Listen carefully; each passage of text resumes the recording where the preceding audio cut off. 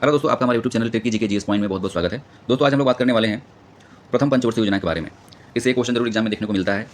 ठीक है, तो इसके बारे में आज हम लोग करने वाले हैं, जिससे अगर क्वेश्चन यहाँ से बनता है तो आप डेफिनेटली कर ले जाएंगे। ठीक है, तो यहाँ जैसा दिखा रहा होगा, यहाँ पे लिखा है ऊपर में कि भारत में पंचवर्षीय योजना आर्थिक विकास एवं नियोजन का बेहद महत्वपूर्ण हिस्सा रही है।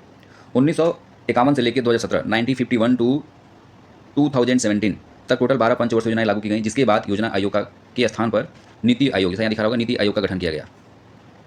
ठीक है, तो नीति आयोग एक हमारा गैर संवैधानिक संगठन है। इसके अध्यक्षता हमारे देश के इसके अध्यक्ष जो होते हैं प्रधानमंत्री होते हैं, और इसके उपाध्यक्ष की नियुक्ति भी हमारे देश के प्रधानमंत्री द्वारा की जाती है।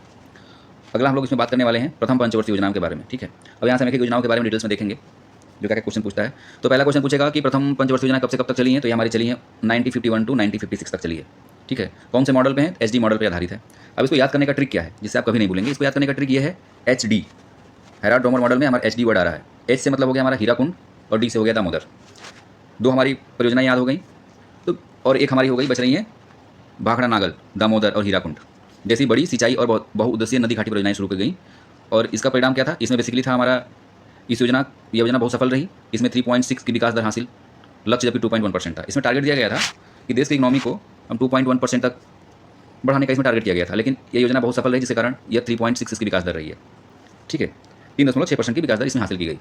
यानी तरह से प्रथम पंचवर्षीय योजना बहुत सक्सेस रही हमारी। यह कृषि एवं सिंचाई, इसका मुख्य उद्देश्य कृषि एवं सिंचाई से था। अगला द्वितीय पंचवर्षीय योजना, ये हमारी चलिए द्वितीय पंचवर्षीय योजना हमारी चली है 1956 टू 1961, 5-5 साल के लिए चलती थी। तो 1956 टू 1961 तक ये चली।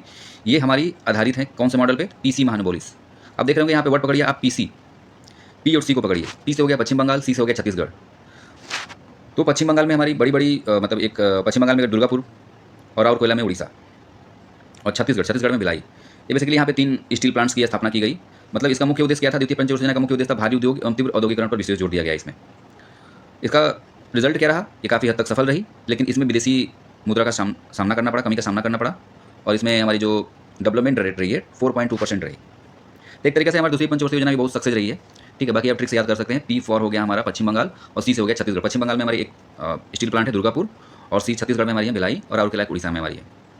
और इसमें विदेशी मुद्रा का भारी कमी इसलिए सामना करना पड़ा क्योंकि इंडस्ट्री में बैठाएंगे तो अलग अलग देशों से हमें कुछ लोन वगैरह लेना पड़ता था, इस वजह से हमें सामना करना पड़ा। लेकिन फिर भी हमारी योजना बहुत सक्सेस रही, और इसका डेवलपमेंट रेट हमारा 4.2% रहा। अगला हम लोग बात करेंगे तृतीय पंचवर्षीय योजना। तृतीय पंचवर्षीय योजना हमारा चली है 1961 टू 1966, 1961 से लेकर 1966 तक चली है। इसका मुख्य उद्देश्य क्या था? अर्थव्यवस्था को आत्मनिर्भर, सेल्फ रिलियंट बनाना, स्व उत्पादक बनाना, और कृषि और उद्योग दोनों पर जोर दिया गया इसमें। लेकिन ये हमारी तीसरी जो पंचवर्षीय योजना है हमारी सक्सेस नहीं रही है। इसका 3 रीजन मुख्यतः दिया गया है। देखिए यहाँ पे 3 रीजन दिखा है। भारत और चाइना का युद्ध हो गया 1962 में, भारत और पाकिस्तान का युद्ध हुआ 1965 में, और बहुत भीषण सूखा पड़ा। ठीक है, और आपको पता है जैसे हमारा युद्ध होता है ना, तो उसमें बहुत सारा पैसा लगता है, बहुत सारा पैसा खर्च होता है, और बहुत सारा लॉस होता है। इस वजह से हमारी ये योजना सफल नहीं रही। तृतीय पंचवर्षीय योजना हमारे ज़्यादा सफल नहीं रही। इसमें टोटल टारगेट दिया गया था डेवलपमेंट रेट का, हमारे यहाँ पे देख रहे होंगे आप, यहाँ पे लक्ष्य था 5.6% का, जबकि हम अचीव कर पाए थे कितना? 2.4% ही हम डेवलपमेंट रेट को हासिल कर पाए थे। अब क्या है कि तीसरी पंचवर्षीय योजना के बाद क्या हुआ? भारत चाइना का युद्ध, भारत पाकिस्तान का युद्ध जो हुआ और सूखा पड़ गया। इसके बाद क्या हुआ कि हम अगला योजना हम बना नहीं पा रहे थे। तो इसी बीच में हमारा आया, ये बहुत पूछता है हमारा है, प्लान्ड हॉलीडे। 3 साल तक ये हमारा रहा प्लान हॉलीडे, जिसको बोला जाता है योजना अवकाश। इसमें क्या हुआ? तीसरी योजना की भारी विफलता और आर्थिक संकट के कारण सरकार ने 3 साल तक कोई पंचवर्षीय योजना लागू नहीं की। इसकी जगह पे एनुअल प्लान चलाई गई, मतलब 1-1 साल का टारगेट सरकार ने रखा। तो ये क्वेश्चन पूछता हमारा है कि प्लान हॉलीडे किस योजना के बाद आई? तो तीसरी पंचवर्षीय योजना के बाद आई। और पूछता है तीसरी पंचवर्षीय योजना हमारा सक्सेस होने के मतलब विफलता का कारण क्या क्या रहा? तो भारत चाइना युद्ध, भारत पाकिस्तान युद्ध, और भारत के अंतर्गत बहुत भीषण सूखा पड़ गया था। अगला हम लोग देखेंगे चौथी पंचवर्षीय योजना। जैसे आप यहाँ देखो, चौथी पंचवर्षीय योजना ये हमारी किस मॉडल पर आधारित है? और तीसरी पंचवर्षीय योजना को याद करने का ट्रिक ये है, इसमें वर्ड आपको दिख रहा होगा 3, तीसरी। ठीक है, और तीसरी मतलब 3 इसका रीजन रहा विफलता का। भारत चाइना युद्ध, भारत पाकिस्तान युद्ध और सूखा, 3 रीजन रहा, जिससे हमारी क्या रही? विफल रही। तो ये भी हमारा याद हो जाएगा, आपके माइंड में हमेशा फिट हो गया होगा एक तरीके से कि तीसरी पंचवर्षीय योजना हमारी सक्सेस नहीं रही। उसका मेनली 3 रीजन था, और 3 से तीसरी, और 3 से हमारा हो गया विफलता के 3 कारण।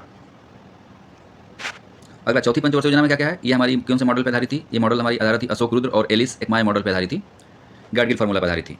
ये पूछता है गाडगिल फार्मूला पर कौन सी योजना आधारित है? हमारी चौथी पंचवर्षीय योजना है। इसका मुख्य उद्देश्य क्या था? स्थिरता के साथ विकास करना और आत्मनिर्भर की प्राप्ति। मतलब तीसरी तीसरी जो पंचवर्षीय योजना थी उससे आत्मनिर्भरता को उठा लिया गया कि हम इसमें भी आत्मनिर्भर हम बनेंगे और साथ ही साथ हम स्थिरता के साथ विकास करेंगे। मुख्य कार्य इसमें क्या क्या हुआ है, बहुत इंपॉर्टेंट है ये वाला, बहुत इंपॉर्टेंट, यहाँ से क्वेश्चन पूछता है इंपॉर्टेंट।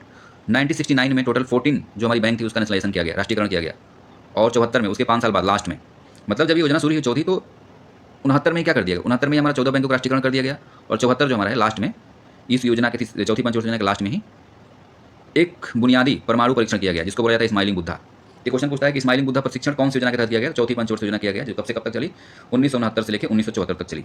परिणाम क्या रहा, इसमें लक्ष्य दिया गया 5.7% प्राप्त करने को लेकर के, लेकिन ये हमारा कितना अचीव कर पाई, 3.3% की डेवलपमेंट रेट के हिसाब से यहाँ पे हमारा हम अचीव कर पाए।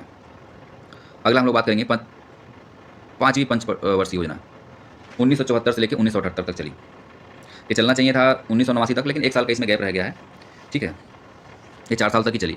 इसका मुख्य उद्देश्य क्या था, ये पूछता है क्वेश्चन हमारा, गरीबी हटाओ, पूछता है गरीबी हटाओ और आत्मनिर्भरता कौन सी योजना के तहत आता है।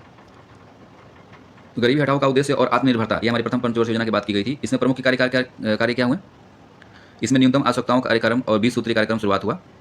विशेष नोट, यह योजना 5 वर्ष कार्यकाल पूरा नहीं कर सकी क्योंकि 1978 में आई मोरारजी देसाई जनता पार्टी सरकार ने इसे 1 साल पहले ही समाप्त कर दिया। परिणाम क्या हुआ, ये सफल नहीं रही और इसने 4.8% की विकास दर हासिल की।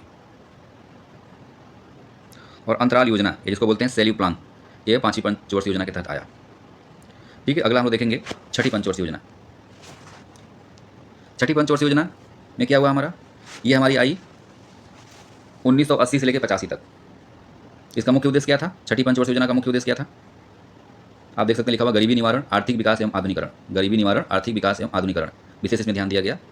प्रमुख कार्य क्या हुआ, ग्रामीण क्षेत्रों में रोजगार के लिए शिवराज समिति की सिफारिश पर नाबार्ड 1982 की स्थापना की गई। ये पूछता है कि नाबार्ड की स्थापना किस पंचवर्षीय योजना के तहत स्थापित की गई, तो नाबार्ड की स्थापना हमारी 1982 में छठवीं पंचवर्षीय योजना के तहत स्थापना की गई। परिणाम क्या हुआ, यह योजना बहुत सफल रही, 5.2% के लक्ष्य इसमें रखे गए थे, लेकिन 5.7% की विकास दर हासिल की गई इसमें। सातवीं पंचवर्षीय योजना के बारे में देखते हैं हम लोग हैं। सातवीं पंचवर्षीय योजना, इसका मुख्य उद्देश्य क्या था, इसका मुख्य उद्देश्य था भोजन, काम और उत्पादकता का नारा, भोजन, काम और उत्पादकता का नारा, और खाद्यान्न उत्पादन में बुद्धि एवं रोजगार के लिए अवसर पैदा करना। प्रमुख कार्य क्या हुआ इसमें, प्राइवेट सेक्टर को सार्वजनिक क्षेत्र की तुलना में अधिक प्राथमिकता दी गई और जवाहरलाल नेहरू योजना जैसी महत्वपूर्ण योजनाएं शुरुआत हुई। परिणाम क्या हुआ, ये भी सक्सेस रही, 5% का टारगेट था टोटल और अचीव कर पाए हम लोग 6.01%। अगला योजना हम लोग देखेंगे, लेकिन इसके बीच में बहुत इंपॉर्टेंट एक चीज़ आया है हमारे यहाँ पे, रणनीतिक परिवर्तन और आर्थिक संकट। यहाँ पे देख रहे होंगे 1990 से लेकर 1992 तक, 1990 से लेकर के 1992 तक के बीच में एक हमारा रणनीतिक परिवर्तन और आर्थिक संकट से हमारा देश गुजरा। इसमें क्या हुआ हमारा, इन वर्षों भारत में गंभीर भुगतान संतुलन, बैलेंस ऑफ पेमेंट, इस संकट से जूझ रहा था। इसलिए पंचवर्षीय योजना रोककर 2 वार्षिक योजनाएं लागू की गई। 1991 में एलपीजी लाया गया, liquidation, privatisation and globalisation, LPG लाया गया। अब अगला हम लोग देखेंगे 8वीं पंचवर्षीय योजना क्या है। 8वीं पंचवर्षीय योजना हमारा इसका मुख्य उद्देश्य क्या था, मानव संसाधन विकास। पूछता है हमारा मानव संसाधन विकास कौन सी योजना के तहत आता है, 8वीं पंचवर्षीय योजना के तहत आता है। कब से कब तक चला, ये 1992 से 1997 तक चला। इसमें रोजगार, शिक्षा और सार्वजनिक स्वास्थ्य को सर्वोच्च प्राथमिकता दी गई। प्रमुख कार्यकाल क्या हुआ इसमें, PMRY प्रधानमंत्री रोजगार योजना की शुरुआत की गई। 1 जनवरी 1995 को WTO का सदस्य बना हमारा भारत। परिणाम क्या हुआ इसमें, बेहद सफल रही, इसमें 6.08% हमारा विकास दर हासिल हुआ, टारगेट था 5.6 का। अगला हम देखेंगे 9वीं पंचवर्षीय योजना, 1997 से लेकर 2002 तक चली। इसका मेन उद्देश्य क्या था, मेन पर्पस था इसका व्यापक विकास एवं समानता के साथ विकास। प्रमुख कार्य क्या क्या है, 1997 वित्तीय संकट और भारत का पोषण, परमाणु परीक्षण किया गया है। परिणाम, अंतर्राष्ट्रीय मंदीकरण योजना अपने 6.5 लक्ष्य को प्राप्त नहीं कर सकी और 5.4% पर सिमट गई, मतलब ज़्यादा सक्सेस नहीं रही हमारी 9वीं पंचवर्षीय योजना। 10वीं पंचवर्षीय योजना देखते हैं हम लोग क्या है।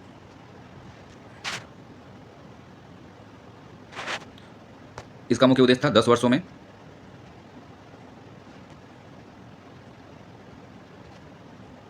10 वर्षों में भारत की प्रति व्यक्ति आय दोगुना करना और गरीबी अनुपात को 15% तक कम करना। परिणाम क्या हुआ, अब तक की सफल योजनाओं में से एक थी जिसने 8% लक्ष्य के मुकाबले 7.6% की उच्च विकास दर्ज की। मतलब जितना अब तक हमारा डेवलपमेंट रेट रहा उससे ज़्यादा ही इसमें अचीव किया गया। 11वीं यहाँ दिख रहा होगा आपको 11वीं पंचवर्षीय योजना कब से कब तक चली, 2007 से लेकर 2012 तक चली। इसका मुख्य उद्देश्य क्या था, तीव्रतर और समावेशी विकास। तीव्रतर और समावेशी विकास इसका मुख्य उद्देश्य था। प्रमुख फोकस किया गया शिक्षा, पर्यावरण संरक्षण और जेंडर गैप को कम करना। ठीक है, पर्यावरण संरक्षण और जेंडर गैप को कम करना। परिणाम क्या हुआ, यह भारत की अब तक की उच्चतम विकास दर 8% को हासिल की। हालांकि लक्ष्य 9% का था, लेकिन अब तक जितना भी हम डेवलपमेंट रेट हासिल किए थे उसमें सबसे ज़्यादा ही थी, 8% इसमें हासिल की गई। लास्ट हम लोग देखेंगे 12वीं पंचवर्षीय योजना कब से कब तक चली, लास्ट 2012 से लेकर 2017 तक। इसका मेन उद्देश्य क्या था, समावेशी विकास को बढ़ावा देना, इंक्लूसिव ग्रोथ को बढ़ावा देना। मुख्य फोकस स्वास्थ्य, शिक्षा, कौशल विकास, रोजगार सृजन और बुनियादी ढांचे में सुधार करना। परिणाम क्या हुआ,